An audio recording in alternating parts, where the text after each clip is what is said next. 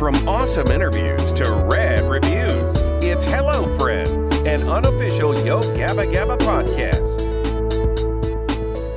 Hello, friends, and welcome back to Hello Friends, the unofficial Yo Gabba Gabba podcast where we celebrate the wonderful, colorful, and fantastic world of Yo Gabba Gabba. I am the man, the myth, the legend, Zach, and I'm joined by three of my bestest friends today. The one and only Mick Magnetic. Hi. The one-hit wonder, Harry. If you call me a one-hit wonder again, I will be very upset. Hi. And Everybody. the late, great, but mostly late, Glitchy. Hello! Hey, he wasn't late this time. Yeah, we Yeah. told him we would steal his eyelashes. Who is the man of the hour with us today?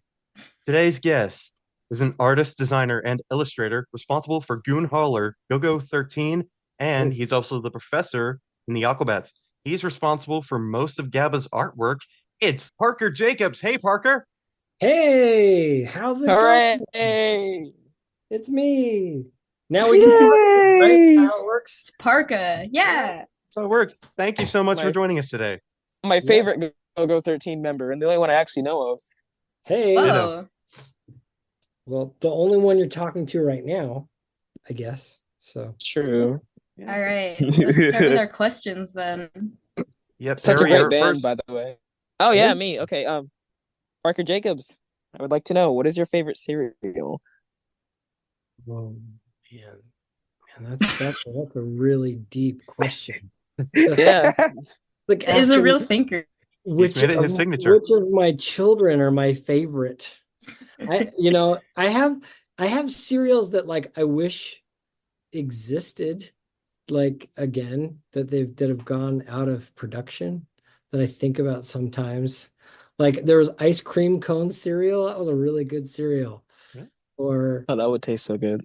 there was OJ's cereal. That was weird. It was orange juice flavored cereal. seen those before. Crispy Critters. I remember Crispy Critters cereal. Or Waffle-O's, which was like a syrup. So I have to ask this question to every guest. I think I've seen those. Okay. I Yeah, think it it's was Sharon's called fine. C.W. Graham. I think that's what it was. It was graham cracker cereal from the 90s. It was, if that existed, I would eat that every day. I would too. I had to I think I had I to might mention have- the cereal because I might do that too. Sharon's fine, but you can go get your own bowl. There you Yeah. go. Yeah. I love that album. Yes, well, thank you. I'm glad you like it. It's been a while since we put it out. We keep talking about putting out some more Go 13 releases, You especially need to. this summer, because this is like, I guess it's our 30-year anniversary, and we were supposed to put something out, but I just like with with just about anything, I'm caught up in my brother's projects too much. Yeah. It's you're the Yeah. Aquabat as well. So yeah, Go Aquabats Aquabats. keep me way busy, and then I always go, oh, I guess I could do something else too, but oh well, you know what I mean? Yeah. Yeah. Well, we've got a lot of your brother's projects to talk about. But Sure. just That just to too. start us off, we'd love to know just in general how you got started off in your line of work. Well, I think it starts with the Jacobs family. We were all child actors. I think that's where it all kind of started. We were involved in the industry very young, and we had mostly positive experiences with child acting. We had very we had good parents that took care of us, but so what happened is we grew up like not wanting to become adult actors. You know what I mean? Having this idea of Yeah. performing is fun. So we've always been, performers, and we've always done creative things. We've been music fans. So and I think starting Go 13 was kind of a pivotal point in my life. My younger brother Tyler decided he wanted to do a ska band, and I was like, really? Okay, I'm gonna help you. And it was Ska's more of like great. it was more of like I was afraid that his band was going to do terrible, so I wanted to help him. And so and then yeah, then shortly after that, I heard that my older brother Christian, I was living in Utah at the time, and I heard that my older brother Christian has started a ska band, which was really funny because I didn't think he was even into that. And um, and then it was, I don't know, then it became really cool. You know, it was he used the name that I came up with. I came up with the Aquabats. I suggested that as a name for a band, and he used it. I found out after their first show that that title. I'm like, I came up with that. That was my idea. And No You greater know, I feeling. heard Crash got the Aquabats a gig and they didn't have any songs to play.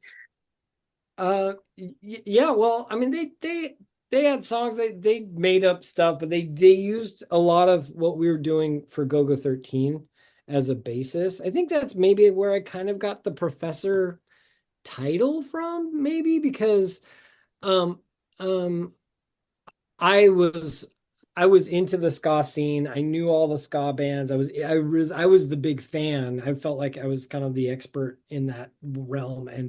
And most of the Aquabats, meaning, you know, Catboy, Crash McLarson, and the Bat Commander, they were really versed in the punk rock world. That was kind of where they came from, and punk rock and new wave. And so you know, I kind of introduced them to a whole bunch of like a new world of music. And they were, you know, we didn't have the internet so much. Internet wasn't much of a thing back then. And so we uh I kind of introduced them to this world, and I played shows with the Aquabats as like an ensemble member. There was a back then it was just like they would show up with a bunch of helmets and, oh, you're in the band today? You wear a helmet, you wear a helmet, you wear a and you would have these extra, you'd have like as many horns as you could get, and you'd have these extra percussion jobs. Like you have a guy, we had one guy, which nobody talks about because nobody needs to, that has drumsticks, and you have another guy that has a pan on his head and holds a bunch of pots and pans. And he plays all the pots and pans and the That's bongos and stuff to go awesome. with everything else. It was really just a party band, and I did that while I was doing Go-Go 13 in Utah. We came down and played some shows in California, and played with the Aquabats, and then I played a few shows as a member of the Aquabats. Um, and I think some of the early Aquabats were a little scared. We didn't have Jimmy wasn't a member of the band yet. He was still in high school. You know, we hadn't met him yet. But and I don't know if you've ever watched the Aquabats live. There's a lot of banter going back and forth. Yeah, You know, and I I'm gonna think, see him next month. oh, are me you? Yeah, too. that's great. Yeah, it's going to be for the Finally tour, which is exciting. Yeah. So yeah, so I just there's, noticed the giant tuba in your background. I'm sorry for interrupting. oh yeah, well, there he is. He's just sitting there in the corner. Um, so one of the shows, you know, Christian, he just decided. Oh, okay. So what I was saying is that the early Aquabats were a little too shy. I think they didn't know what to say, or I don't know. It didn't seem like they're kind of, because it was more of like a party band. They weren't all like performers. And Christian, of course, is a big ham, and he loves to joke around, and it was fun for me to be able to sing with him and make jokes with him. And so then he's like, okay, well, and then at the same time, people are always asking, where are you guys from? Where are the Aquabats from? And like, why do you have A's on your shirt? And what, you know, what are the helmets for? And so I kind of kept coming up with the lore. I was like, well, they're from the lost continent of Aquabania, right? Or whatever. I would come up with stories, and so I think with the ability for my brother and I to interact on stage, that's where he came up with the name of the professor. And so one show he had a Sharpie marker, and he's like, come here, Parker, come here, come here. and he drew a mustache on my face. He's like, now you're the professor, and then I was wearing a fez or a lab coat or something, and then it kind of evolved from there. And and all of our silly Yo Gabba Gabba ideas came from our silly onstage antics that we did at the Aquabats, including Muno and Broby, right? They Oh had yeah, Yeah. Weedy the Broccoli Baby, Cyclopsis. Cyclopsenstein. Cyclopsis. Yeah. There's two, Cyclopsis and Cyclopsenstein. yeah. So yeah, and they all come from just silly drawings and doodles and stuff like that we would come up with. Christian in the early 90s did a lot of painting, and because he's blind in one eye, he would draw a cyclops a lot, and that was kind of his alter ego, or whatever you want to say. It's ironic he ended up voicing Plex. Yeah, I know, right? But that's the thing. It's you have to be objective about it. He wasn't like trying to make it him, but so then we made. I think our first real Cyclops came from the Cyclopsenstein. That I came up with that name too. That was goofing off of our friend Scott Kloffenstein, who I know that guy. He was in Real Big Fish. Real Big Fish and the Littlest Man Band. Yeah, he was actually in he was our younger brother Tyler's best friend in junior high. Oh, I didn't know so that. we would they're very close, and we used to tease each other a lot. So I was kind of, that name was, I think, me teasing Scott a little bit. Because Klopfenstein sounds like a monster, like like kind of like in Cyclops, that just made sense. Cyclops and Stein. But yeah, so after so many years of trying to make the Aquabats a reality of a TV show, it took us 16 years to make it as a TV show, which we eventually did. But yeah, in all of these trial and errors, we had this idea in the middle of it. What if we took these monsters that we've created and did kind of a cute version of them and pitched their own show? And we did, and it worked. So I think the Aquabats fit like perfectly for a TV show. Like, I don't know, maybe it's just me fanboying, but it's just like the idea of like, I wish it could have been more ska with what we got. Maybe that's just me though. But I think like a rock and roll band and superheroes, that's like the like peak of like being a little kid and being like, what's the two coolest things ever? Rock and roll, superheroes. So and speaking of the Aquabats and Yo Gabba Gabba, unicorn babies, it's got Plex in it. The same voice. I'd like people say that, but I just think to argue against Christian. That's just Christian. It just sounds like Christian doing the voice. Unicorn babies.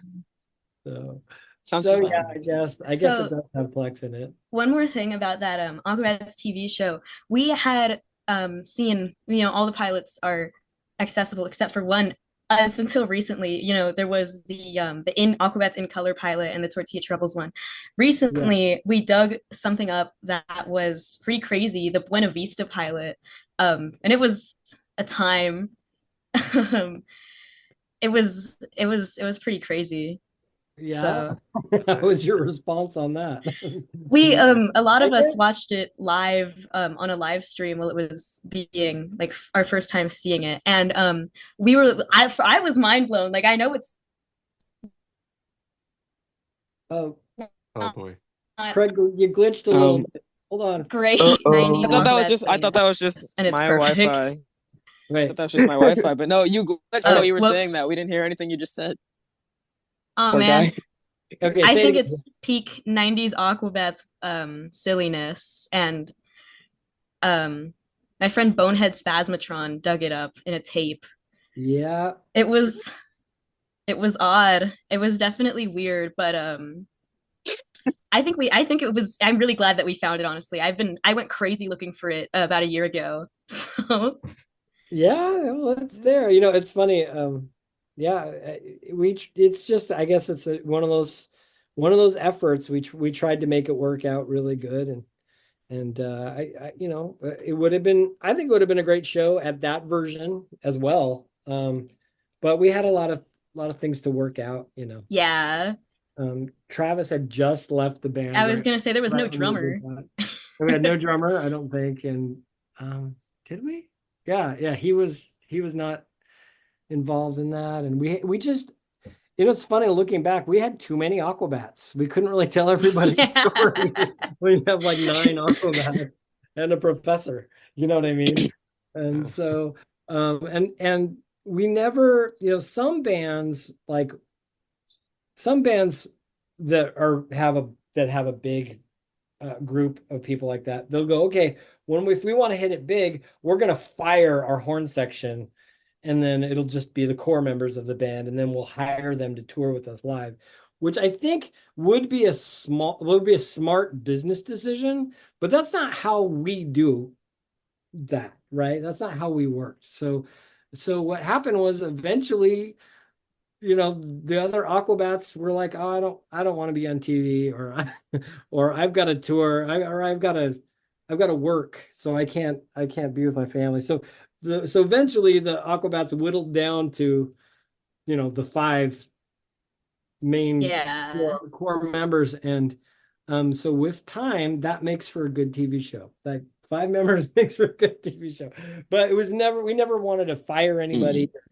But looking back, it is like, it's kind of too many. There's kind of too many. The pilot was a little disastrous. The Buena Vista one, it was like, wow, those backgrounds, and wow, that 90s graphics.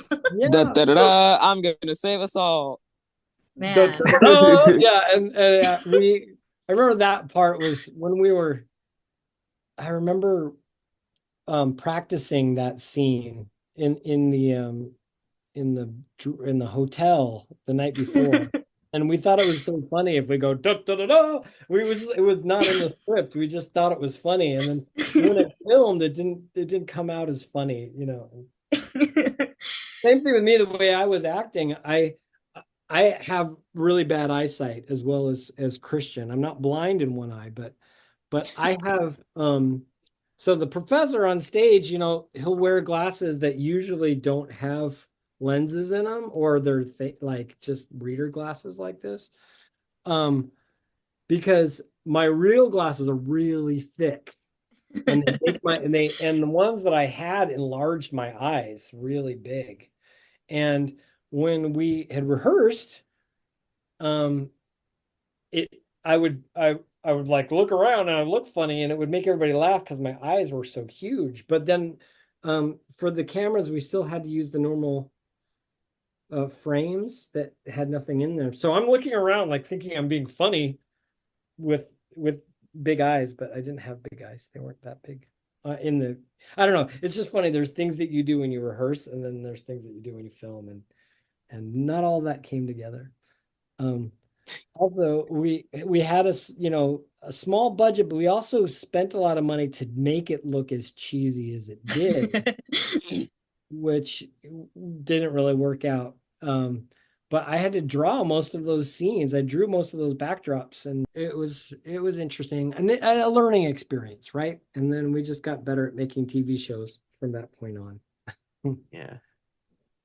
I have a question. Like, I draw a lot of cartoons too. So, my question is, what was it like working for the Aquabats to develop, graphics and cartoons, as well as lyrics for songs? So I'm talking like CD booklets, or like just other stuff like the sky in the Fury cover, I believe, was done by you. So just like in general, any graphics, any lyrics, what was that like?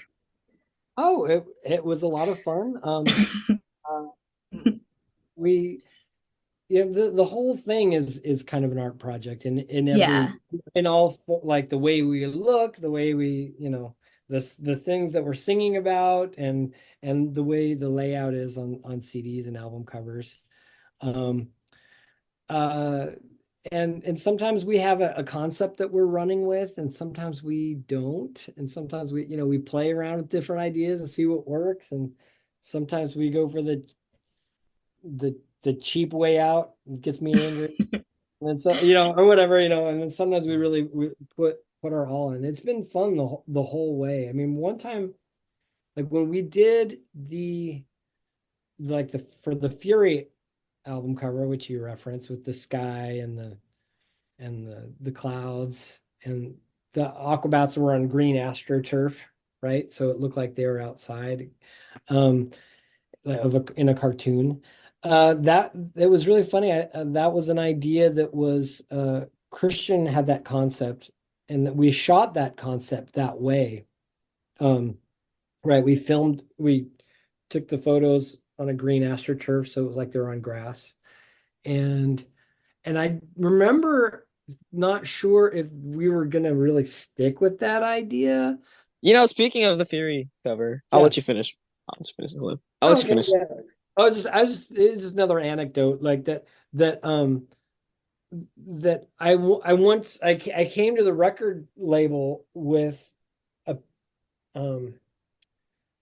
an explosion in the background for the Fury. I found an image of a huge explosion that took up the whole image, or whole album cover, and I remember showing it to the he's the owner of Golden Voice. His name is Paul Tillett.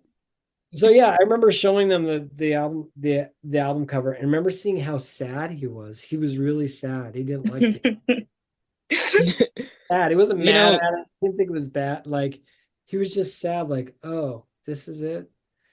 And then I remember going, oh yeah, we wanted to do clouds. So it was seriously like Photoshop, like click, green, or blue, and then just drawing in like clouds. And then it was so interesting to see how happy he was and everything was with just this color blue. Speaking of the Fury of the Aquabats cover, I heard that Chainsaw's face was photoshopped onto that album cover. Yes, that's right. He looked really good. His picture looked really good. And I don't know, he came into my office and was like, Parker, I don't look like wacky enough or something. He didn't think he looked funny enough in the picture. And I'm like, really? Yeah. I think you look great in this photo. And I can probably dig up I could probably dig up that old photo somewhere, how the original photo looked. But he looked handsome, and then he picked that image of his face that's making that weird face. And if you look at it, here, let me go get it. Oh boy, I would love to see that. Yay! The record right here, right? Oh man, the Fury of the Aquabats. And then he has this. This is the face that he picked. It's making this dumb, like he's got his lips up with this, like. And it's not a very good job, in 2000 and whenever this was when this came out. Oh no, what is 1996? 1997. That's 1997. So yeah, Photoshop was not as good as sophisticated as it was. So if you look at it, you can kind of even see that like his neck doesn't match his rash guard. You know what I mean? Like, yeah, that's hilarious. That was his choice. That's his, and he regrets it to this day, by the way. Really?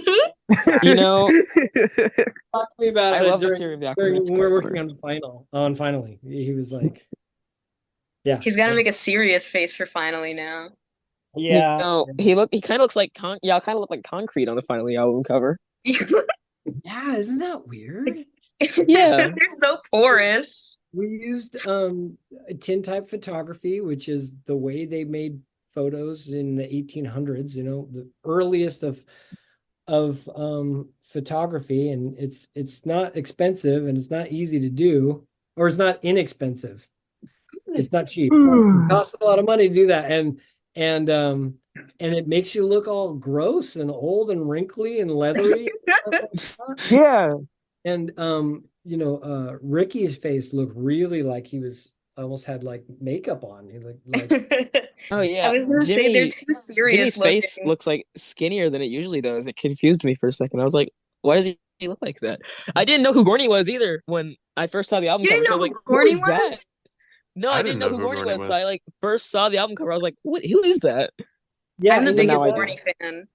That's why I put Gorney kind of up front like that, because you're like, who is this guy? I wanted to introduce him in that. I placed them in different sizes, and I remember, and Christian was like, don't you want to put Ricky next to me because he's recognizable? I'm like, no, I actually want him to put him. We know who Ricky is, so let's put the new guy up front. Yeah. Jimmy, get in the back. You go over there. Yeah, and that adding me to the front cover of Finally was a really nice thing that I was not expecting to do. I had arranged for the photo shoot to happen because the photographer is a friend of mine, and the day of, Christian called me and said, hey, why don't you be in the photo?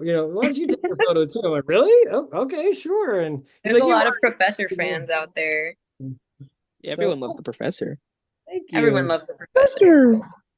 So, I've got my backer version of this right here. Look at that one. I think, so how many of those did you make? Christian did this one. Yeah, but I think I might have had my hand on that one. Everyone was spray painted by Christian. I see. And then we started doing, like, we were trying to figure out what we were going to do. We had so many of them in such little time. We only had like a week to ship them out. And so I think that one, I might have either done some of the dots or outlined some of the Finally on there. But we were trying, we were like kind of scribbling and like throwing them down on the ground and then picking up other ones and going, what are we going to do here? Then later, it's so fun. Then we worked together for a little while, and then we split up, and then he took a stack and I took a stack, and then it was crazy. It was so crazy. The best $50 I've ever spent. Hey, that's awesome. Yeah, I'm glad. Glad you like it. I should have pre-ordered the album when I had money. Yeah, it's a streaming age. You can listen to it whenever. That was so long ago, though. The way it all came out is so strange. But we really appreciate all of our Kickstarter fans and friends that helped support that and make that a thing. And it did take a long time to get everything done. And we still have more to go. But no, thank you. Finally, you got it. Finally. Our promises. That's what we finally. A lot of finallys this year. Yes. We talked finally, about the Professor August earlier. 9th. I think Glitch, you got the next question. All right. So you also play the role of the Professor. What's that like? Playing the role of the Professor. It's funny. Well, so okay. It's fun. I mean, it was fun. It was. I apologize in advance because all of our questions are just, what is that like? What is that? Well, so how else do you want me to put him? So my role as the Professor, especially early in the show, like early in the Aquabats, was, I would introduce the band. I've created this crazy thing, the Aquabats. I gave them superpowers, and then I'd sing for a couple of songs as backup singer, right? And then run off stage, and then suddenly the magic chicken is out handing out chicken, and then run off stage, and then it's the Professor again, and then run off stage, and then it's the sand flea, the powdered milkman, or the sand fleas, and that was so much fun. So I think that's what you're asking for, and that's the live thing. Yeah. When it came to the Aquabat Super Show, I was so busy working on Yo Gabba Gabba. We were working on Yo Gabba Gabba and the Aquabat Super Show at the same time for two different networks. Same people were working on both shows. Yeah. I thought the special friend in the Return of the Aquabats episode, I thought the special friend was the Professor, and I was waiting on him to show up, and he didn't. I was so sad. Oh. Are you talking about the Jack Black episode, the special friend? No, the Super Show episode where it's like there's a special friend. They gave him the battle tram back and when they came back to Earth. Right. Oh yeah, it's implied. I wish I could talk about that, but it never went to fruition. But yeah, who knows? Well, we'll see. We'll see. Oh boy. Whoa. There's this special friend. I think that could be, that's fine by me. I'm okay with that. Let's say it is the professor. Because I was in that one episode. The summer camp episode, I think it was. I was animated. We ate sand. I gave them the superpowers when the MC Bat Commander was telling young Chauncey the story of where that came from. And that was my episode. I was also in the I was there for a lot of the filming, but it was after hours. After I'm working on Gabba and then driving over to go see what the Aquabats are up to. They would seriously, it was crazy. They would work on Yo Gabba Gabba in the daytime and then the super I can't imagine how like stressful it would have been for like Christian, Ricky, and Ian. I think they were all working on Gabba too. Like, and then you have to go and you have to put on your wetsuit and be an Aquabat. Yeah, it was a really difficult time for all of us. But I was on the Cowboy Android episode as well. I was at the very end. I was one of the cowboys as an extra. But my daughter was the little girl that helped him in the jail cell and gave him the ointment on that episode. The ointment. Yeah, I remember he got a laser blast to his chest, and he was in pain, and so she visited him and helped him with that same little cowboy that looked a lot like Chauncey from. Oh man, Aquabats conspiracy theory. The other episode, yeah, that's a good one. Chauncey is the same cowboy kid. Interesting. Oh, and he left the Wild Wild West to go to Aquabats summer camp. So yeah, that could be it. But yeah. Any other questions? You got some more? Harry. It's me. You started Go-Go 13. What was that like? Go-Go 13 is such a great band. Well, I'm glad you think so. Thank you. It was just, we were all caught up in the ska thing, and we were big music fans. Tyler and I, we were from Orange County, California, and I loved to go to ska shows, and I would just, that's what I did. I would go to those shows. They were a lot of fun, and we moved to St. George, Utah, which is the bottom of Utah, and we were the first ska band in Utah, or in St. George, Utah. But up in Salt Lake and in Provo, you had a lot of great bands up there, and people in California at the time were like, "Oh, Utah ska is really cool," and they thought we were a part of that scene. But we weren't. We were like out in the desert. we were like, we're closer to Las Vegas than to play with those other really good bands. There was some good Swim Herschel Swim, Stretch Armstrong, The Insatiable. There's a lot of good bands. Model Citizen,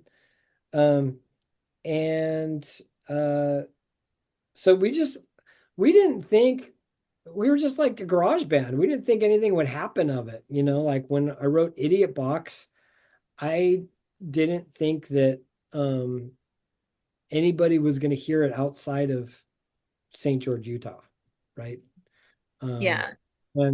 So when we broke up, because I was going to serve a mission for my church, and also Dustin, the other singer, Skip, he was also doing the same thing. I was going to go to West Virginia, and he was going to go to Chicago.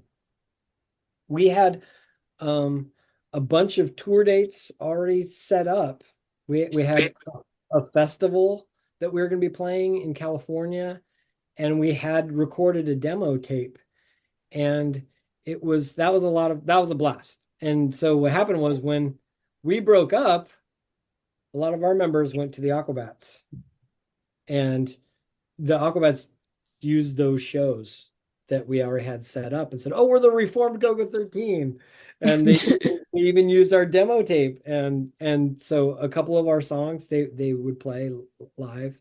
One of them was Horchata, and the other one was Idiot Box, which they still play to this day.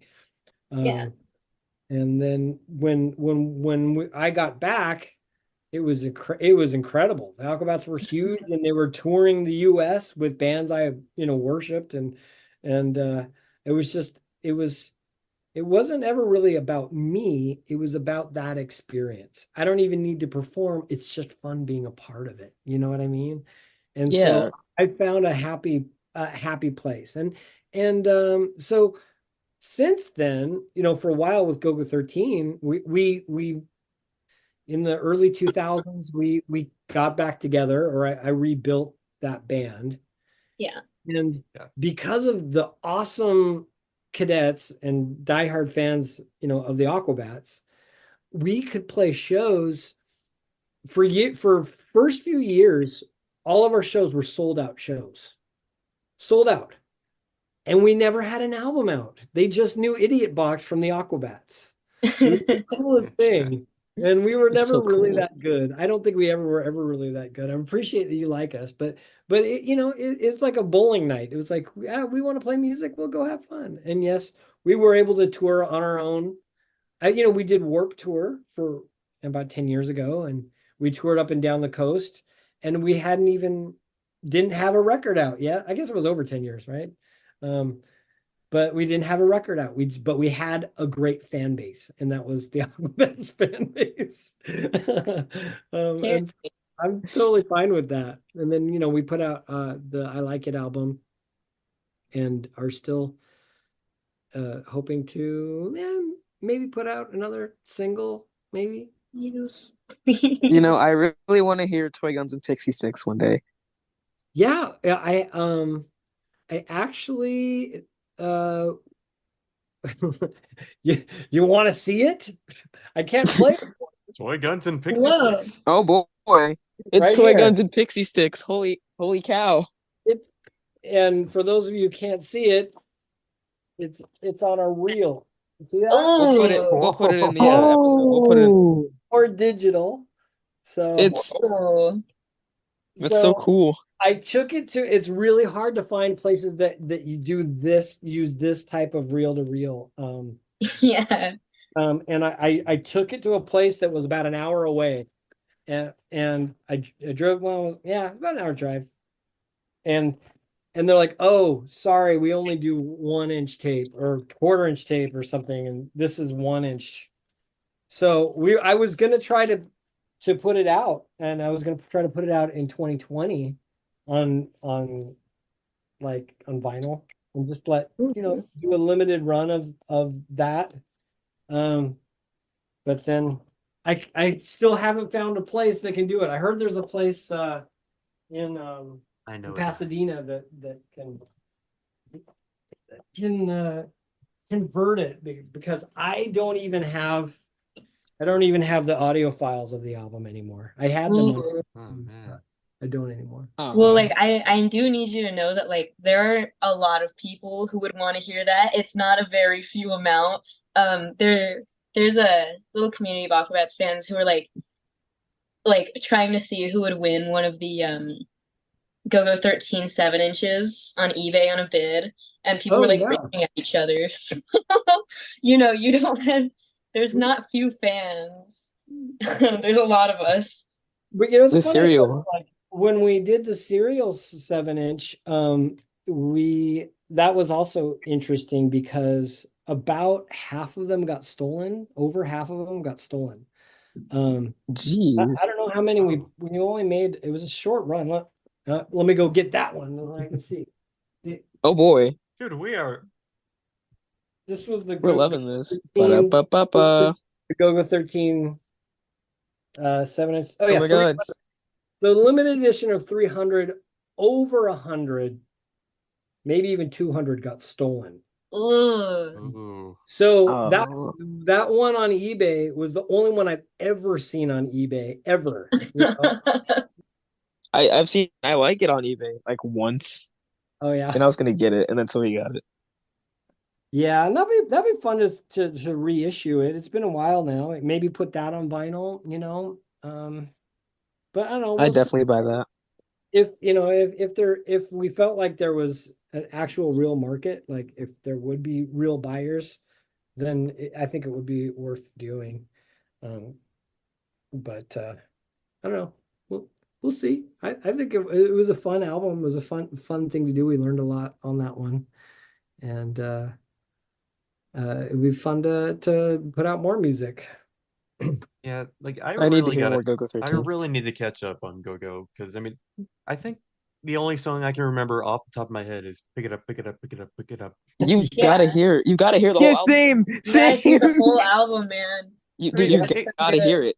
I I guess mean I need some it kind of works as a patience. transition here. I don't wanna. But yeah, we did. Yeah. I will take note. So that's, pick it up. That goes back to Yo Gabba Gabba because that's what we're talking Yeah. about. We're here. We're just Yeah. Gabba. Yeah, All right, this actually is Yo Gabba Gabba Yeah, podcast. I forgot about that. oh yeah, I have a question here. Oh yeah. What was Yeah. what was the first thing you did for GABA and did you predict it would become as popular as it did? No, I did not predict it would become as popular as it did because I was always hoping for the Aquabats show, Yeah. I thought that would be bigger. I wanted that to be bigger, but I think it was in 2004. Um, The so demo. Christian always has little projects for me, and he's always doing lots of different shows and lots of different things. It'd be interesting, and we don't talk about a lot of them because they can be you can be sad when it doesn't work or when it doesn't work Yeah. out. We don't discuss them, but we're always filming different projects and doing different things. He's filming something right now, today on this other project. It's a lot of fun. That Okay, it's not what I think it is. But it's already coming out. it's not what you think of it. It is because nobody knows what it is. But this just felt like another one of those things that Christian's like asking me to do, like one of those crazy things that my big brother's asking me to do. Like, okay, and we were like, well, and I remember the initial meeting when it was where Christian had already met with Scott about doing the show, but then they wanted to bring more people in to make it come to fruition. And I think Scott's brother Ben was there, and our other brother Tyler was there as well. And we sat down and we talked about this crazy idea that he has about using these characters and making them cute and how it could really work if you put it to a hip hop beat. You could do kids songs, you know what I mean? Yeah. And there were shows that we wanted to do, like I'm sure you guys probably have heard of Kure Kure Takura, which is I think I heard of it. which is it translates to gimme gimme octopus. Oh yeah, Okay, yeah, I've heard of I know that. I've Gimme heard Gimme of that. Octopus. Yes. I know Gimme Gimme Octopus. Right. He's a So- big fan. Gimme.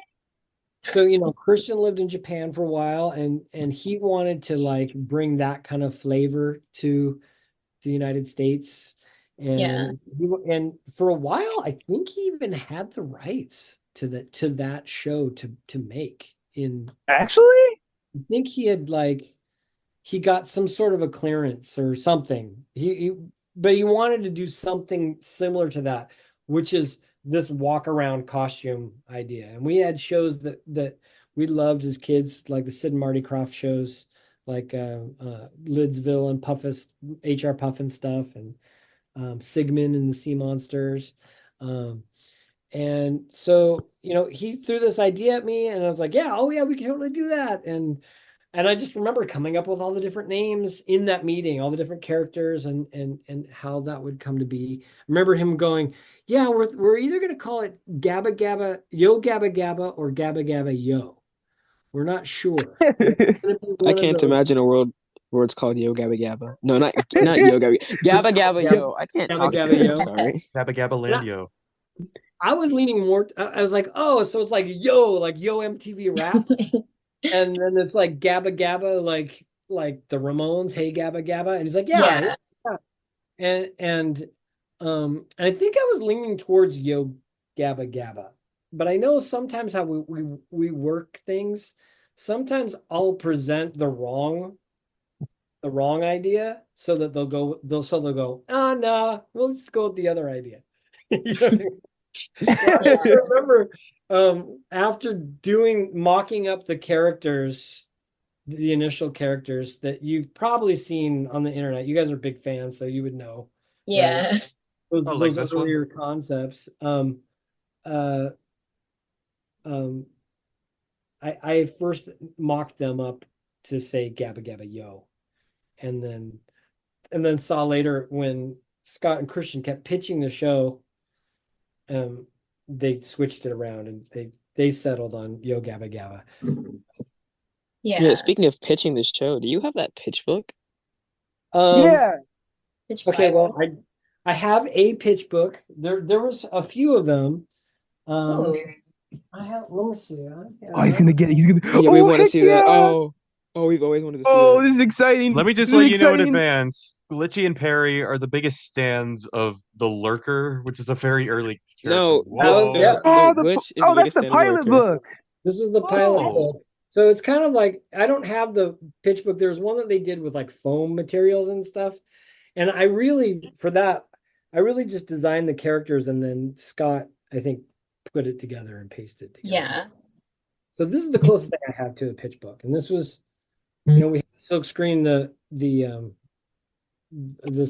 gold sticker. Like the what books were that? I'm trying to remember what books those were. Little golden Yeah. Oh yeah. Yeah.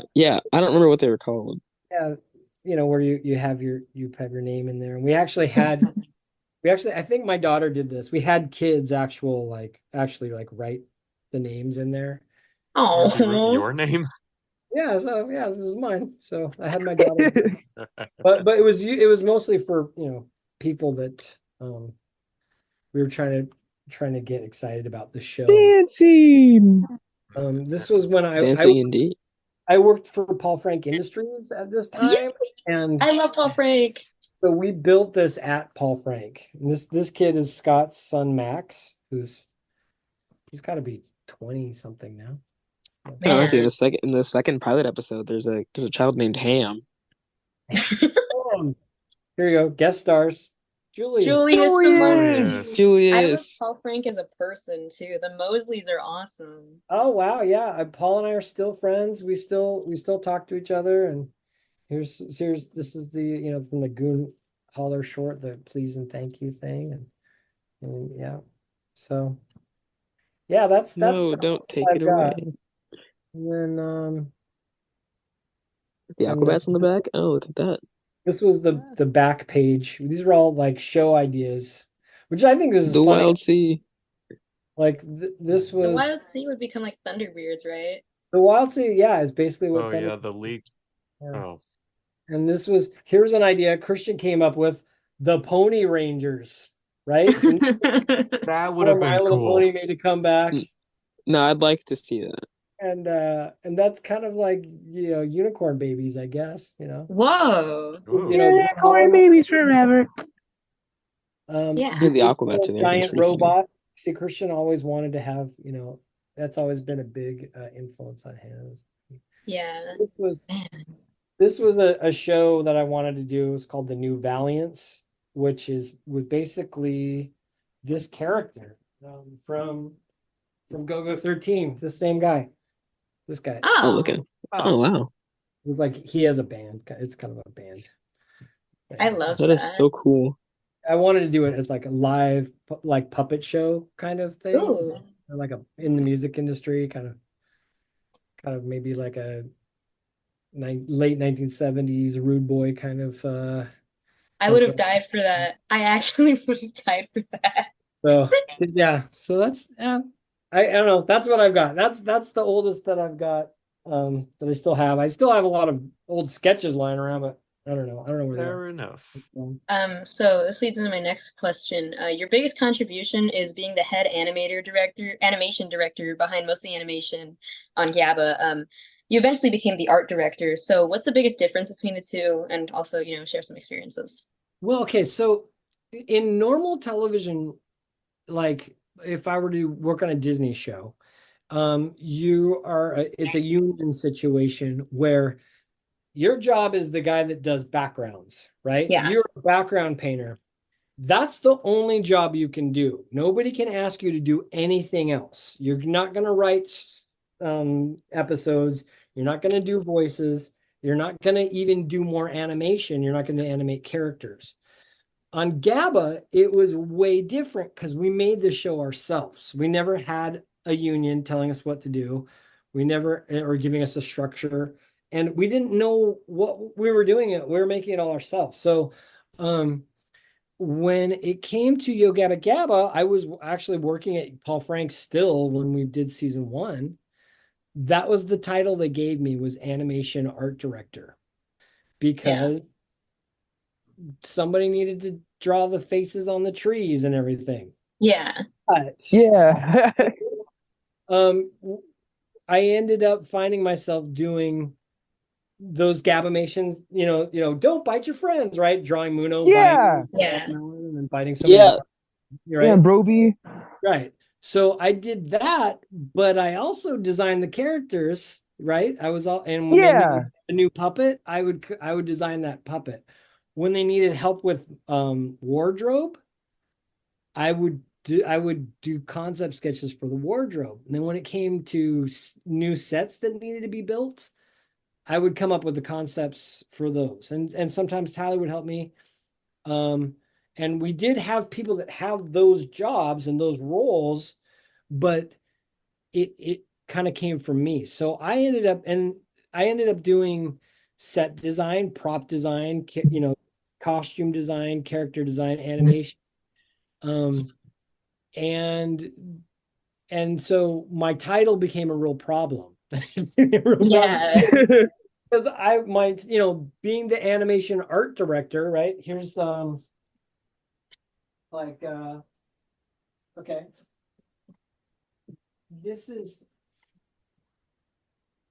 I'll show you guys. This is one Emmy nomination that I got, right? Whoa. And this one, that's so cool. What? This is outstanding costume design styling. So for being the animation art director to get an Emmy nomination for costume design, that was a weird thing, And here's another one. These frames fell apart. They were the wrong. So this one, outstanding achievement in art direction, set decoration, set design. So hooray! And so by season 4, having designed 13 sets for the show, along with doing all the other stuff, designing the merchandise and the logo, the Yo Gabba logo. That's my handwriting. Yeah. You know what I mean? Like so much of it's me, that we needed a better title. But in the industry, there was this thing where it was like, well, the art director is the guy that builds the sets. That's what art director means in the industry. But I felt like that was probably a more appropriate title, because I was actually directing the art over all of these other really talented professionals we were working with, in all of their fields. And I remember going to Brian Anderton, who built all the sets, and he's incredible, and he's like a real professional. I mean, he did movie sets and things like the Spider-Man movies and all sorts of everything. He's done tons of things. And I asked him, how would you feel if I had the title art director for this last season? And he's like, oh, he's like, you're the art director. I'm the he said something like, I'm the production coordinator or something. I'm like, or he had some title. I don't know what his title is, but he's like, yeah, I already have that. He's like, I already have a different title. So just, yeah, go by art director. So that was on the last season. And then with Yo Gabba Gabba Land, we have that same problem again, where it's like, what are we gonna call you? And it was even slipped in the credits of the new episodes that haven't aired yet, was they were gonna call me Gabba World Builder. That's pretty awesome. What a title. That's a W name. Cool. That's such a great title. It's nice, but it doesn't help you professionally in any other category. Yeah. Like on your resume, like Gabba World Builder. Gabba World Builder, yeah. And we spent 3 months just working on the lands before we even, filmed the show. Because I've seen one behind the scenes photo that somebody posted. Correct me if I'm wrong. You did like a whole, and it looks like it based off the teaser trailer that was just released. You did like a Mandalorian type thing where everybody's standing in front of a virtual wall, and where the camera moves, that shot goes with it. Okay, well, since you said that, yes, that's basically the difference between Yo Gabba Gabba and Yo Gabba Gabba Land. Is there's a virtual world that is built with the same engine that you can play Fortnite on. When will we get Didn't Yo expect to Gabba hear Gabba those in words Fortnite? today. So right, like you guys push for it. We'll see. Aquabats in Fortnite. For it, you could actually fight. Wild brain. I would play as the Bat Commander in Fortnite. But yeah, so it's a virtual world that we built, and then it also does have there are real set pieces. We are filming in a real world. Yeah. Or on a real set. So, but it's really fun is to see people have to figure out, okay, what's real and what's not real. That's the most fun. And I'm like, no, that tree is 7 feet tall. No, that's real. That's real. And there's a lot more props and like set pieces than there ever was from the old show. A 7 foot tall tree. I'd probably run into the wall. Way bigger. There's tons of big stuff. So big prop. I'm intrigued. So yeah, so and that's gonna be a lot of fun. But yeah, so we ended up settling on, I think, lead. I don't even know. It's on my I'm not big on those like titles and things. I think I think I put it on my Instagram profile so that I don't forget.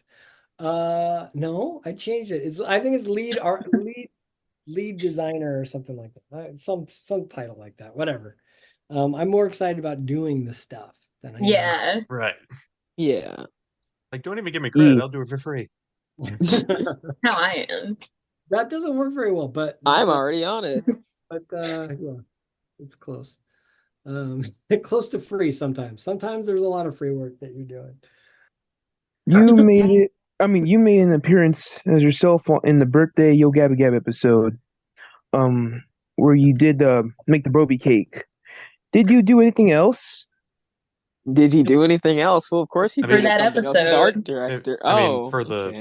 In terms of like, yeah, you're like. This question confused me, and I'm not even the one asking the question. Zach. I think I just rewrote it like 2 minutes ago.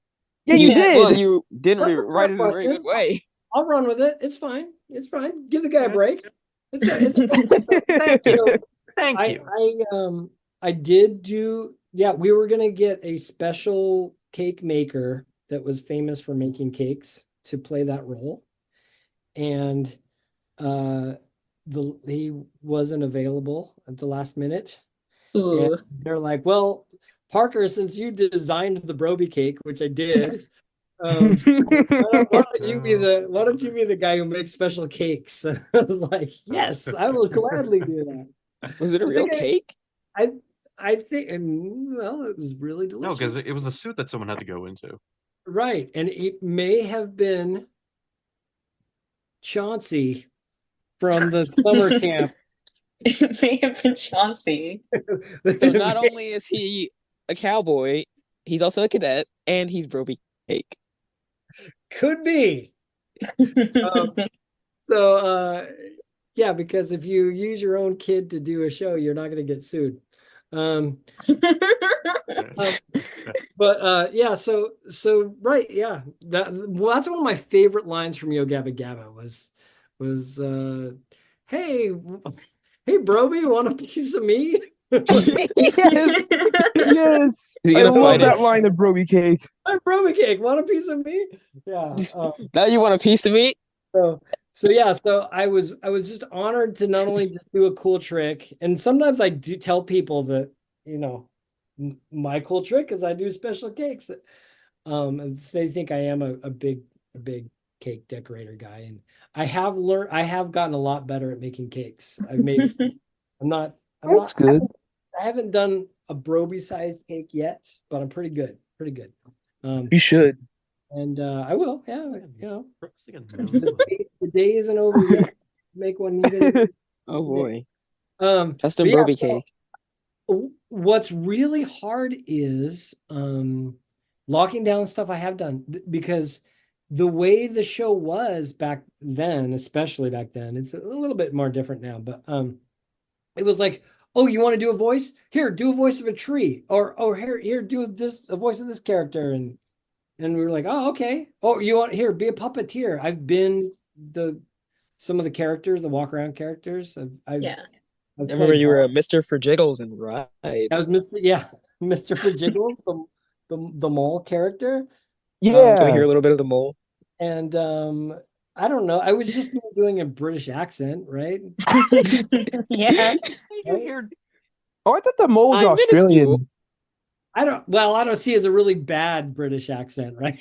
So it sounds Australian. Yeah. Hello, Broby. Let's go for a bike ride. That kind of a thing. I don't know. That is incredible. But I love the mole. Yeah, so I was that character. I know I was like a tree or a rock or something. I was Barbara, and I was Foofle a couple times in a couple episodes. So interesting. And so I think cool. I don't know if I had the biggest impact on Yo Gabba Gabba, but I can say I've done the most things, because I can say, yeah, I designed the logo, I designed the merchandise, I designed, but I've also been a voice. I've written a song on the show. Yeah. I've done animation. I've done my own story time. So that's been a real honor to be able to do so many different things. Our next question was actually about an episode you wrote, and Zach just changed it. Oh, okay. You did. So you changed it. I didn't change anything. Whatever you want, you guys. I switched the. Oh boy. I'll ask both. Okay. Then I'll ask both. Yeah, Harry, just read this. I want to read the other one because I like the other one. Hang on. Okay, go ahead. That's here. not the one I thought I could read. I'll read them both. How about that? I'll read them both. Can't we all just get along?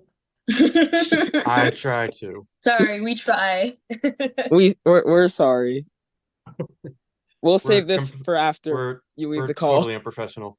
That's okay, and that's why you love Yo Gabba Gabba, because Yo Gabba Gabba is that's how us to get along. It's the same vibe, right? And that's how making that show was and has been. Exactly. And it was a party. Working on that show was so much fun. My kids would rather go to set with me than Disneyland easily. Because we had so much fun every day. It was a great deal. So yeah, okay. Hit me with that question. Come on, Glitchy. Wait, it's my turn? It's my turn again? It's Carrie, actually. I just fixed it. Okay. Me. I never thought I'd hear Parker Jacobs say that. So I can cross off my bucket list. Okay. Let's go. Okay, so you wrote the episode from season 3, Baby. What was that like? What is it like writing for Yo Gabba Gabba and stuff? I wrote the episode, Baby. What the credits say. Zach says you did. That's what the credits say. Well, see, that's the thing. Okay, no, I think what you are. So I did do a lot of writing. I mostly things like story times that I wrote, but in the old show, but I never wrote a script. Oh, so you lied to me, Zach. So and Hold on. well, the show never really accredits the writers properly. You know, they just give you the, you know, created by Scott Schultz and Christian Jacobs kind of a thing. Yeah. But I think on Baby, that was the episode, that was the story time about the bunnies, about the bunny family. Oh, Jack Baby Jetpack. The bunnies Jet going baby, to the bike parade or the bug parade. Yeah. So that one was really special story time because it was Christian. It was from a painting Christian did. He painted a picture of a bunny family and they were watching a bug parade. And Christian's the woman he married, when he was with a bunch of friends, they were all talking about what kind of animal they looked like. And somebody that his wife to be looked like a bunny. And then somebody said, "Oh yeah, Christian, you look like a bunny too." And then I don't know what happened, but I think he got hearts in his eyes or something. And he was like, "The bunny, I'm a bunny. We're gonna have bunny children." And that's really what he did. So, well, I guess that explains bunny teeth. Bunny family. well, you know, that could apply. Although that song was written by Crash McLarson, and his wife has some real buck teeth. Yeah. So Crash is such a good writer. And I'm telling you that because she hired me to do a portrait of her, and I did a portrait of her. And usually when I do art portraits, I usually make them a little bit more flattering. And she had me make her teeth look more and more snaggle tooth. 3 times. She's like, "No, I'm serious. My teeth are worse than that. They need to be more bunny like." So anyways, but I digress. Yeah, so what was fun about that, the bunny parade, and yeah, I'm sure they could have given me writer credit for that, but it would have been for that, which was, it was based on a painting Christian did, and then I would draw stuff and then he would draw over it, and then I would do the art, and he would it was the most collaborative thing we've ever done together visually, that was both his work and my work at the same time. And I think it turned out really well. And that line, "Jet baby jetpack," that you're quoting is referring to a friend of ours. They let their children name their kid, or name their youngest sibling. They're like, "Okay, we have a baby coming. We'll let you name the baby." And they named their baby gosh, no, I can't. Oh man, did they actually name their baby Jetpack? His name was Rocket Power. That's awesome. And was his name George? No. The name's George. My name's George, Mom. But no. And so that's a real story to our friends. I don't know why. It's one of those things that when you do something, you have this pure idea of what you're going to do with it, and then the network will send you notes and make you change it, and so they have to through it a little bit. But I've actually heard a story about the episode Fun. And so, oh yeah, you heard that story, right? I think did I tell you that story? You didn't tell us that story, but I heard about it from somebody where the executives were like, "You guys say fun too much," and then y'all had a whole episode just called Fun. Yeah, and it was on like every DVD. Yeah. Well, okay. So that was one of the things that. So Nickelodeon never owned Yo Gabba Gabba. That's what allowed us to do so much crazy stuff. But we did have executives that would try to throw their hat in the mix and try to mess with us. And there's some things that we had to change because of what they wanted to say. But this was early on in our working relationship. For the Fun episode, it was called Fun, but there was a note that they didn't want us to say the word fun. Don't say fun. And what? their reasoning behind that was, well, this is Nickelodeon and we're the fun network. So it would just be redundant to say fun because we're already fun. Don't say fun. And so then Christian was like, oh yeah, we're going to say fun as much as we can. So he wrote that song. What is fun, right? It's something that makes you happy. Right, you guys know the song, right? We're not gonna have karaoke on here. And that's for tomorrow. That was intentionally to sing fun as much as possible, right? That's awesome. Hanging with friends or whatever is fun. Doing and some play fun, right? Yes. So being on Yo Gabba Gabba podcast is fun too. Right. Yes. Being yeah. So that, I guess that was one of our few wins that we won. Like we won. Yeah. And then that network executive, I believe, got let go or went somewhere else. It was. You know what's really funny about that episode is that they didn't want you to say fun. It's on every DVD. Yeah. Oh yeah. And so we leaned into it hard. Don't tell us not to say fun. You know what I mean? Because we're all about fun. So have an episode about sleep, but you can't say sleep. Yeah, exactly. How do you do that? And so that was a time where we really, and I'll say Christian really pushed hard on rotation. Yeah. We have a whole question rotation. Okay. And we're confused because we don't know. Sorry this is going on for so long. Oh, that's fine. You created the book series plural, Goon Holler and Santa on a Panda. What was it like making your own projects outside of Gabba? And did you think Gabba had any inspiration on those projects? Well, yes, absolutely. So as you can see in this pitch item right here, Goon Holler was one of them. It was always a project that I wanted to do. It was a project I was working on. I was working on books before Goon Holler books before Yo Gabba Gabba happened, and that was in that initial pitch meeting that I was talking to you guys about when we all got, or not the pitch meeting one, the planning meeting, the creative meeting. They wanted Tuba to be one of the characters, one of the main characters. And I said, no, I'm doing my own thing.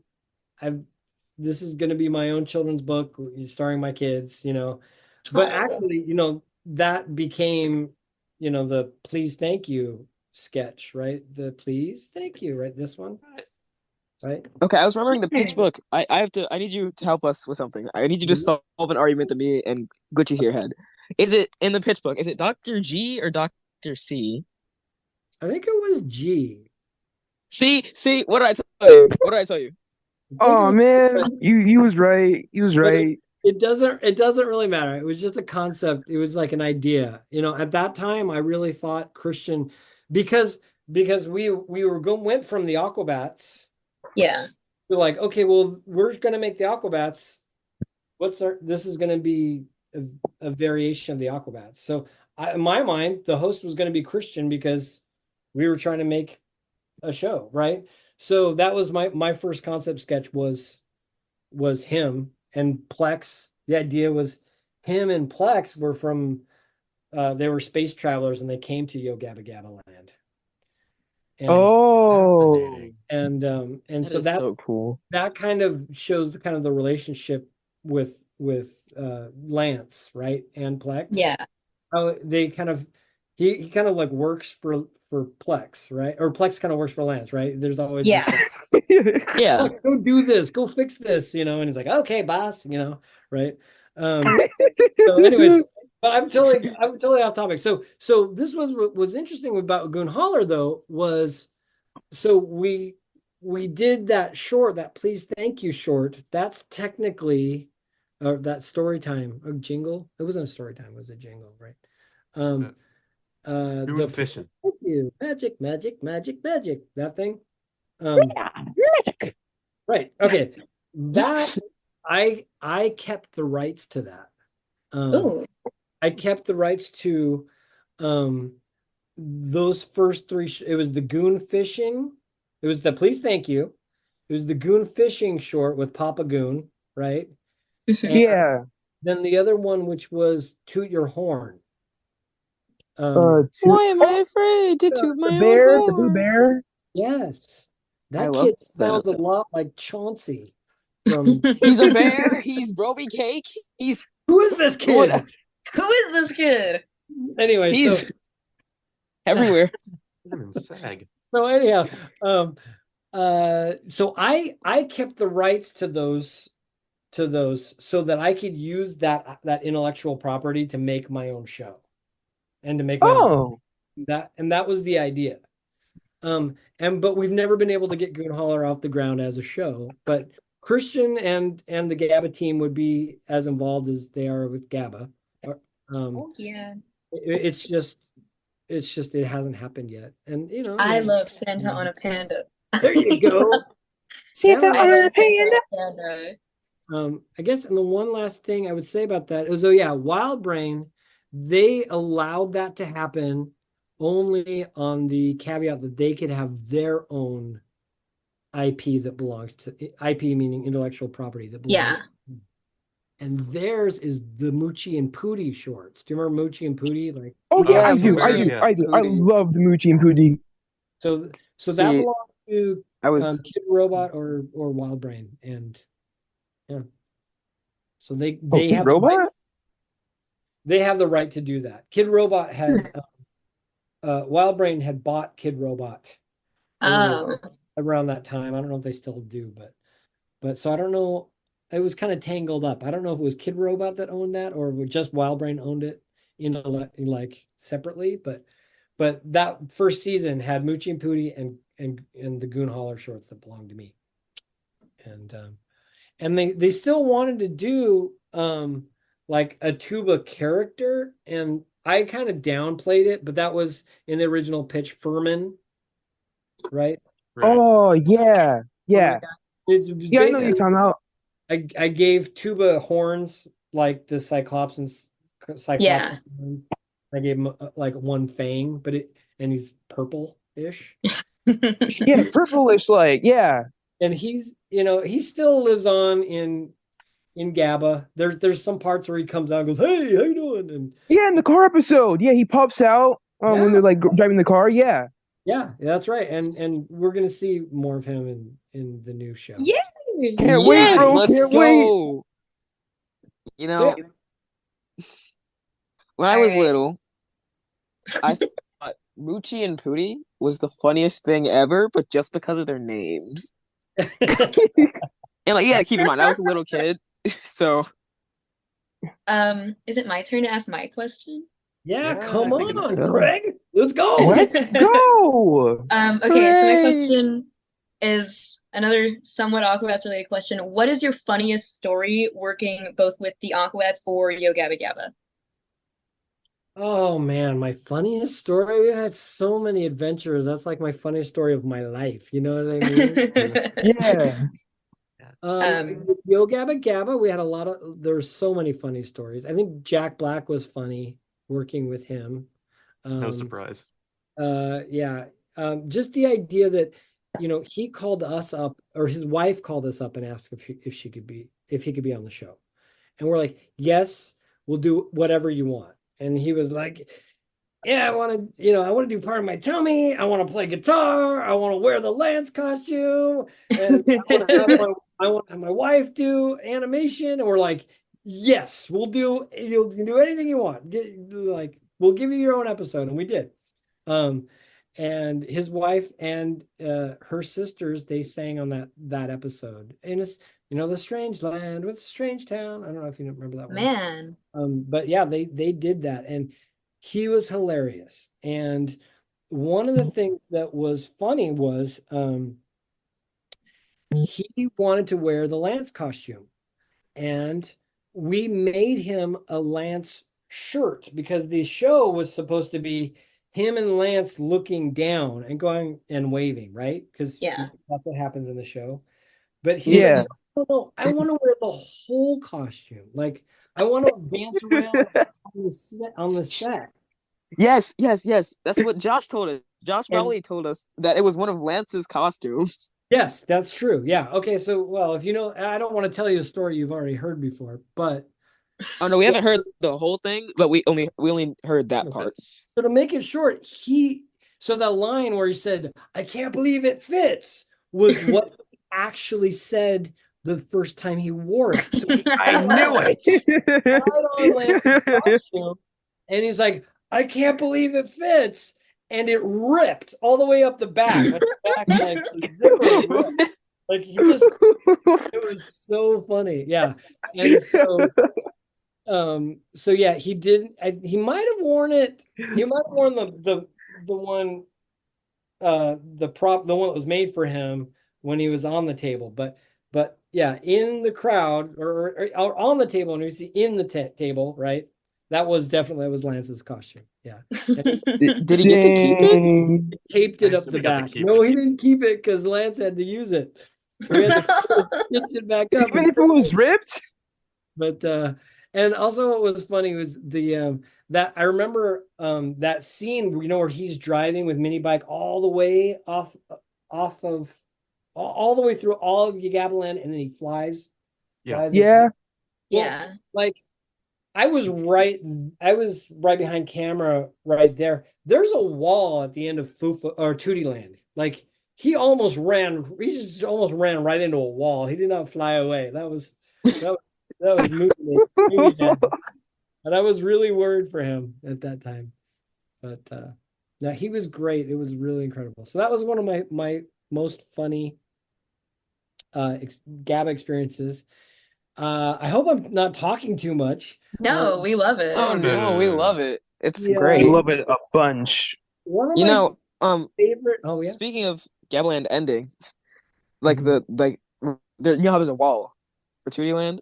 Yeah. So when they go off of Gabbaland, you know, in like Super Spies, where they go to the bunker, like is there just a road there and it's just invisible? Like how do they get there? There's just a whole lot of nothing, right? It's the void. They just walk on air. It's nebulous. I don't even know what nebulous means. But that's a good answer. Nebulous. It's cosmic. There's a lot of mysteries that, you know, Lance's ways are not our ways. We don't know. Yeah. So I think one of the funniest things with the Aquabats that I ever did was when we would go on tour, oftentimes they didn't know what villain that they were gonna fight. I had a big you know, you have these road cases that you put and, you know, when you're on the road, and I would have one that had a big drawer that was just costumes. So I would like mix and match these costumes, and I would like create things, you know, and like one time I'm like, I'm a pirate, and they're like, oh no, I'm a pirate. and I had a live squid, or no, it wasn't a live squid. I had a squid that I would, you know, scare them with or something.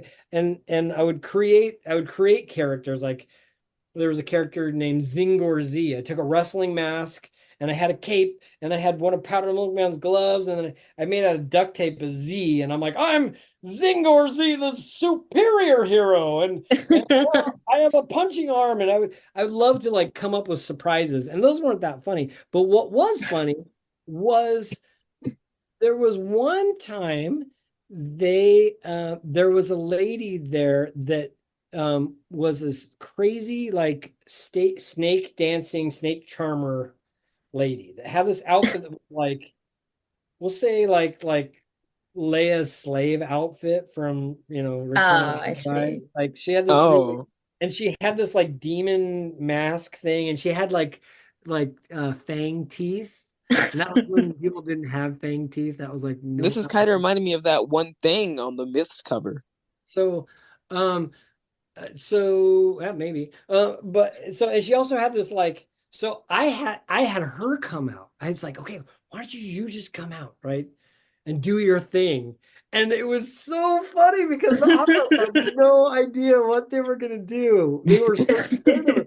She came out and she had this like skeleton on a pole or a skull on a pole, and she took the brain. It was like a brain candle, and she lit it, and she had a whip, and then she had this giant boa constrictor, an albino boa constrictor that she was dancing with, and it was so funny. They were so they didn't know what to do. They couldn't punch her. They couldn't beat her up.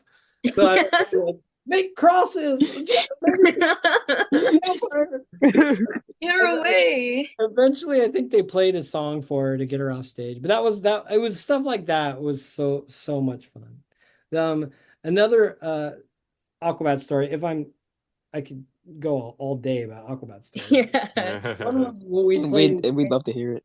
We played in San Diego, and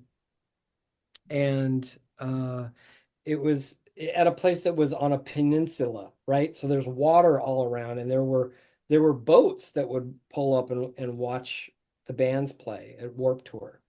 And and Christian, at the very end of the set, he set off a box of Saturn missiles, which he set up 2 boxes, one at either end of the stage, and they're about this big, and the box shoots about 100 of these Saturn missiles, which they go, and then they explode. They they whistle and they don't go straight up. They go crazy different directions. And so we put one on one side of the stage and one on the other side of the stage, and set them on fire with chainsaws, guitar, and I guess he's the one that technically did that.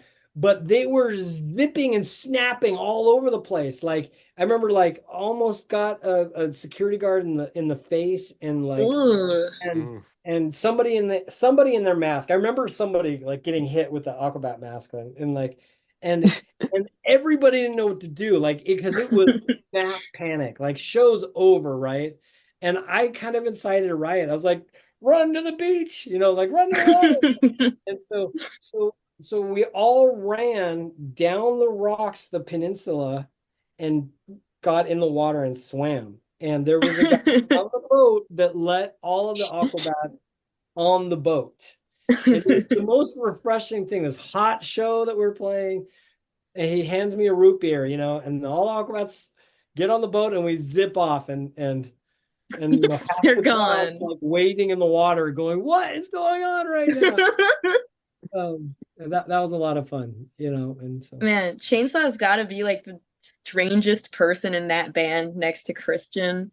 I've seen him like shoot fireworks out of his mouth, like put them on his guitar. The chainsaw mouth explosion is my favorite. He used to. I know. I've heard the mold man story where he wouldn't wash his rash guards and they'd grow mold all gross. He is terrifying. I've heard the story of the jock rabbit. That costume disintegrated, apparently. Well, they do that. Oh man, it's a really special, unique smell that some of those. Oh my god. Oh yeah. And when you're on the road and they put all their rash guards in one place and then they pull them all out, and oh man, there's some you get hit with the stench. Yeah, it's pretty bad. Ugh. But, the rash guards, they breathe really well for them, but for everybody else, woo! All right. We come to our penultimate. So, have we talked too much, or do you guys have more questions? We're almost done, I promise. Okay. We don't have any more written ones, but we definitely have more questions if you want to hear those. Sure. Our wheel of questions. The wheel. Oh, wheel.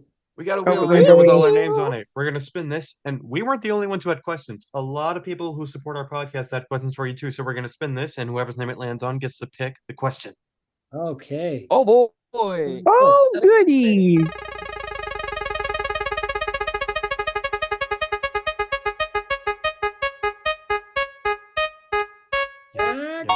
Zach. Yes. All right. It's Zach. So this is from our good buddy Jasper, who actually runs the Yo Gabba Gabba Roblox community that we have. Oh Yes, he yeah. does. He asked, how have the characters changed over time, art-wise and personality-wise? Well, we know how Fufa has changed. Jerry will not let go of the fact that she used to be fat. I let Fufa. I'm not gonna say that. I'm not gonna bring it up. Fat Again. The biggest reason why we had to change, well, there was a couple of reasons. There were some problems with Fufa, right? But the biggest one was it was really hard for movement. It's a dancing show, and that character's the original Fufa's Fufa pod, whatever you want to call it, the flower bubble belly went below the knee, and you could only really swivel back and forth. That was pretty much it, you know. Yeah, I saw in the pilot, like they barely even dance. Yeah, you know, in the like, that dancey dance. Yeah, so in the Twirly Whirly in the second pilot, you can see. Oh, my bad. You know, from the pilot, I opted. I wanted to change Plex's ball to make it red as opposed to blue. I thought red looked more like a joystick, like a traditional joystick from an arcade game, and so yeah, I wanted that look. Yeah, they haven't really changed too much aside from that. The problem is that whenever we make a new costume, there's there's not a perfect art to it, so we've had to make quite a lot of costumes and get them wrong. So yeah, there's one costume that, like, one Muno costume where the eye is set either wrong, and I think I know what you're talking about. I think I've like seen one behind the scenes images of Muno. I've seen weird Muno. It wasn't that it was one episode. Maybe it was the tooth episode. I think it was. I don't know, but and he was way off, and we didn't like that costume. We called it Bruno. So is that the name of his dad? Bruno's weird cousin. We don't talk about Bruno. So and so that's there. We don't talk about. You're right. We probably shouldn't talk about Bruno, but that was what was really interesting. That we had some messed up costumes, and they got to lend themselves to other costumes. So Google, for example, who is my dear character, like it was dear to me. Google. You know, he was going to be Google. He was going to be a ghost, and I remember them saying, "Sorry, we don't have any money. We don't have enough money to make." So Google's got to be a Gabba character. And I was like, wait. We've got a Muno costume that doesn't work, that we're not going to use anymore. Why don't we just debump him and paint him? Scrape his bumps off. Yeah, just problem solved. So and that was a pitch, and I think that was a big win for me. That was a personal win for me. But speaking of, they're the only changes cosmetically are just on accident. Yeah, pretty much the same thing.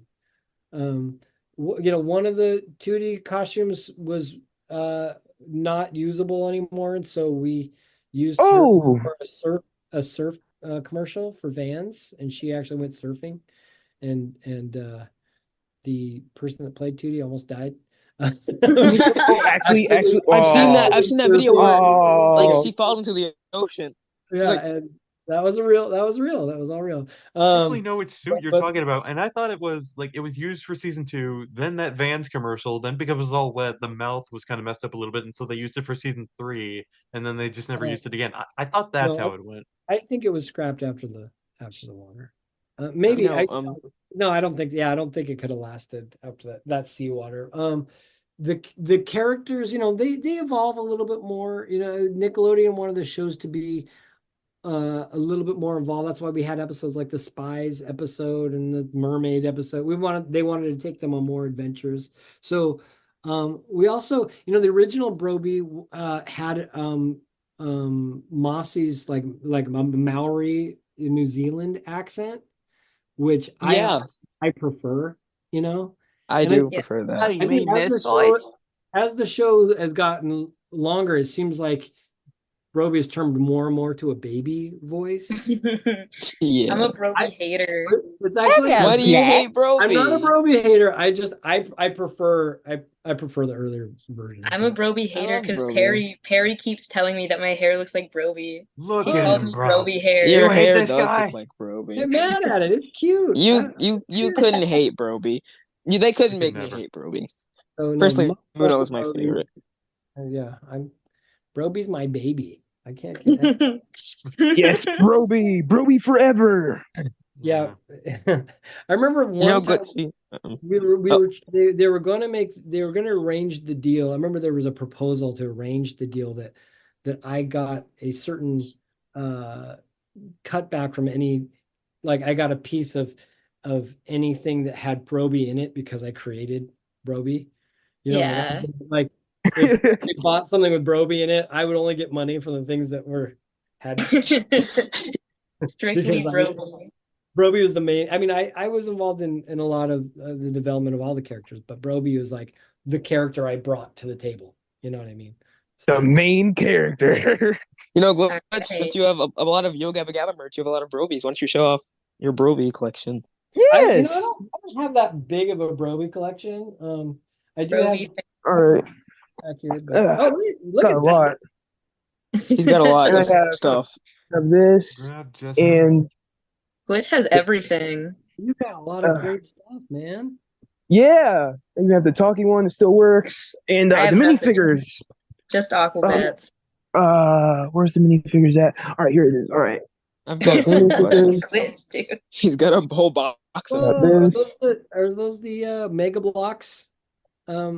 No, they're the Spin Master figures. Oh, okay, yeah. The little fun friends. Right, the fun friends.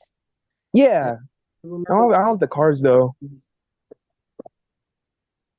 There's a Halloween Broby. Alright. I don't know if I even own You would have had money for all of that. Yeah. Yeah, I know. Yeah. That's another story we don't need to talk about. But All right. It was a lot of fun knows the stories. Come on that product. Well, we're gonna say this anyway, but thank you so much for joining us. I know we're kind of a lot at times. It's more fun that you're way. a huge inspiration to me, probably to all of us. Probably definitely to all of us. yeah, definitely. Huge Yo Gabba Gabba fans, and not a lot of Yo Gabba Gabba would really be possible without Parker Jacobs. So thank you, Mr. Jacobs. You're welcome. Thanks for doing what you're doing. It really means a lot because it's like, okay, people care about this enough to talk about it and get together. And man, you'd be surprised. Yeah. Us and our 80 subscribers. All right. We've met a lot of great people.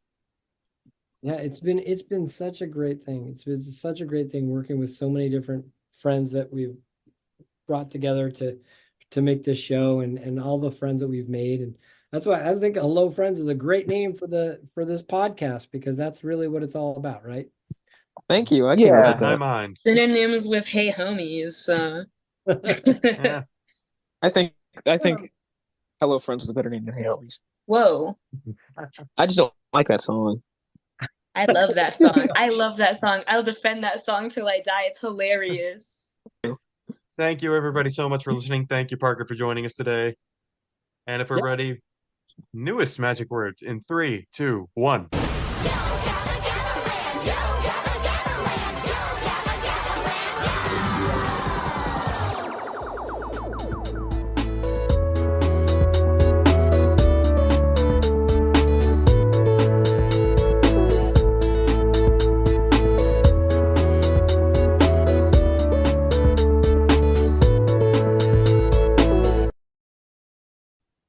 Yo Gabba Yo, Gabba Gabba Gabba Gabba Land. Land.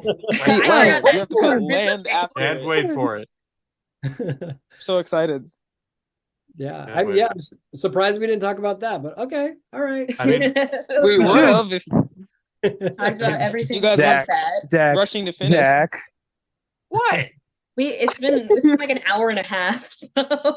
We talked to Josh for like an hour and 30 minutes. We could have. Yeah. All right. Well, thank you so much for Well, joining us. it has been a blast. Thank you, guys. You take care. Have a good rest of your day. Thank you all. Have a good one. We'll do it again sometime. Maybe let's do it after the new show airs. And we Oh, heck yeah. Oh, We're definitely. gonna have a Gabbaland episode for sure. Okay. Yes. If you'd like to join us on that, Parker, you can. Okay, guys. We'll talk about it.